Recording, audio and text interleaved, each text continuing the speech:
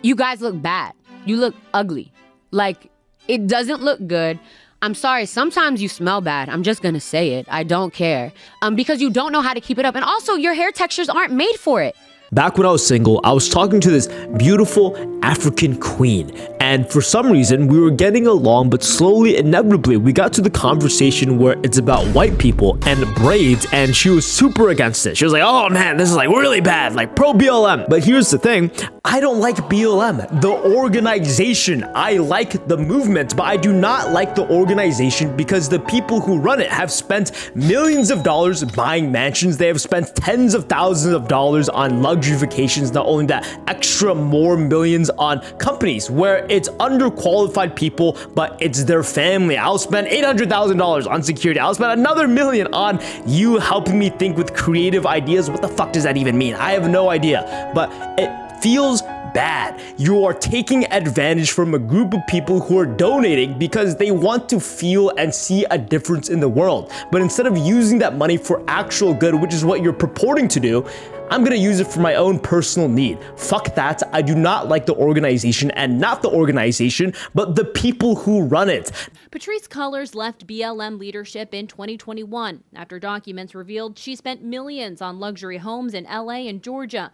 She took to Instagram last week, writing, quote, "For the last 2.5 years, I've been relentlessly attacked by the media. So many lies and so much mis and disinformation. They are hell-bent on destroying my life." This organization has been capitalizing off of unfortunate deaths and tragedies and guilt-tripping people to send them lots of money and donations. They have really no idea what they're doing, and it shows. So that's why it looks like they're slowly going under. This is a classic case of non-profit organizations where they use all the donation money, they spend a majority of it on themselves, and they operate where 2%, 10% of the money actually goes towards the cause. And nonetheless, we couldn't have this conversation because I'm scared of being labeled, "You're fucking racist, Rambo. We go to the same university." I'm not going to ruin my reputation for this, but I will post a YouTube video about it. And here's the worst part.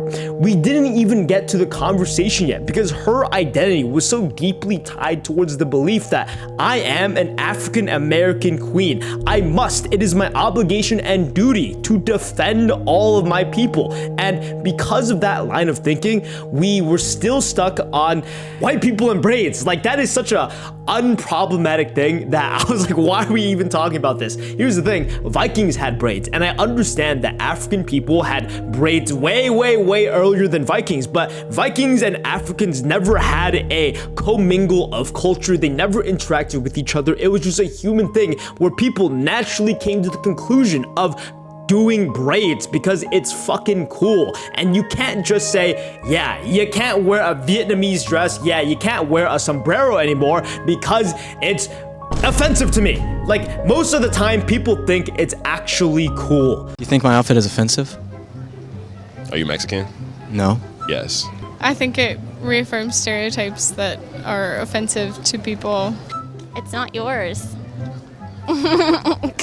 Do you find my outfit offensive? Yes. Yeah. Why? Because it's not your culture. Does my outfit offend you? You look, no. You look nice. Do you like my costume? Yes. Does it offend you? No. Do you like my outfit? Oh yeah, it's awesome. Does my outfit offend you? No, not at all. No, nothing. That's good. This is a very important point that fat people will never understand. If you are a high-level athlete, you look at all the videos, they tell themselves words of positive affirmations. I can do this. I am great. I am powerful. I can do this. I am better than everyone else. Have you heard about the Brazilian lip reader who revealed what Ronaldo says to himself before taking a free kick? A few weeks ago, in the Saudi Pro League, during the match between Al Nassr and Abha, the legend Cristiano Ronaldo managed to score a complete hat trick in just the first half. Among this hat trick were two beautiful free kicks, but what caught everyone's attention was that Ronaldo was saying some words to himself before taking these kicks. Then a Brazilian lip reader came out and translated what Ronaldo was saying to himself. Você sabe que é o melhor. Você sabe, é. Você é o melhor. Tá bem? Vai fazer gol, vai fazer gol. Você sabe, vai ser gol.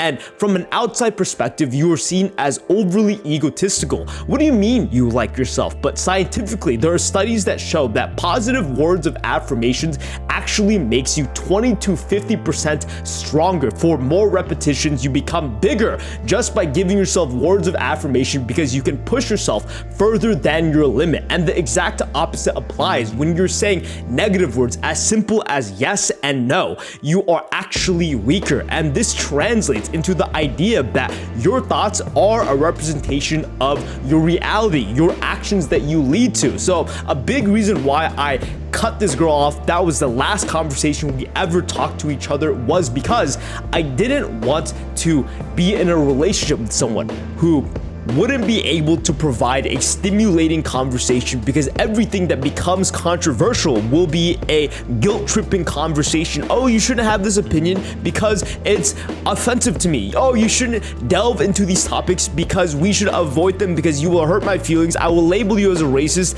That is not the relationship I want. And this video is not worst types of women, but a pattern that every single person makes, where we give ourselves an identity. Most of the time, you have not chosen it, but because you have been given to it as a kid. Your parents can overfeed you as a child because they don't want to see you uncomfortable, screaming, crying. So you are just fat. You do not choose to be fat, but you grow up fat. And because there's this identity that I am overweight, I love eating a lot of food, it constantly persists the decisions you choose to make every day. And if I'm not mistaken, Buddhism and its whole thing is that you do not put values on certain things. You're indifferent about material values. I know you've been having trouble getting around, so I bought you a new Lexus. And I got you this tie clip. Thank you both. These are equal to me. Screw you! You don't even own a tie! The same thing applies to the identity you choose to give yourself, because if you give yourself an identity, it's very easy for me and everyone else to predict your future actions. If I view myself as an Asian person, there is a weird gravitational pull to play League of Legends, Valorant, drink boba every day. And it's not because stereotypes are true, but because the identities of the stereotype is what helps people make decisions. Now, this is very complex. This is very complicated, but it's the same idea as giving yourself words of positive affirmations.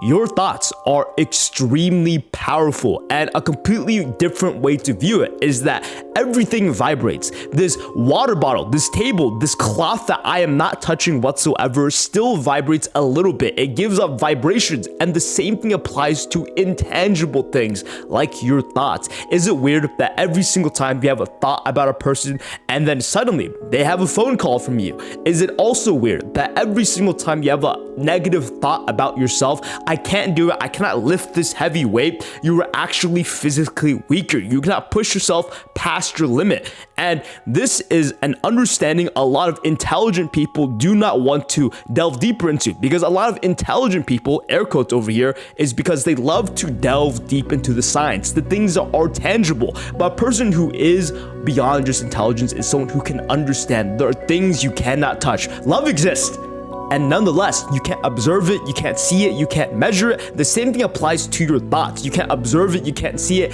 but it vibrates. It vibrates outside of you, it vibrates inside of you, and the same thing applies to you giving yourself an identity. Identity is very powerful towards pushing you past your limits, equally being able to help accomplish your goals.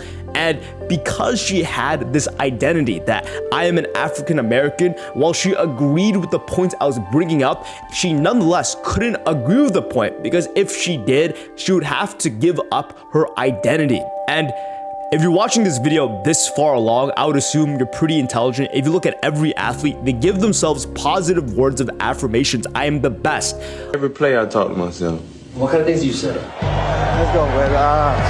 Focus, play fast. If I keep saying that's all I'm gonna focus on. Before the play and after the play, the voice acts as a guide. Technique up. Change play ball. Come on, Adrian. Stay focused. Make a play, P. Go back there and get it. Be great. Every play, one play at a time. Play fast. Whatever happens, happens. A lot of people exploit the belief and idea of giving yourself a good and positive identity, that you can do whatever you can think and imagine of. We delve deeper into this on the Patreon. It'll be a 30-minute expansion of everything I know. I'm putting it all on the table. Like, subscribe, check out the Patreon. Toodly-doo.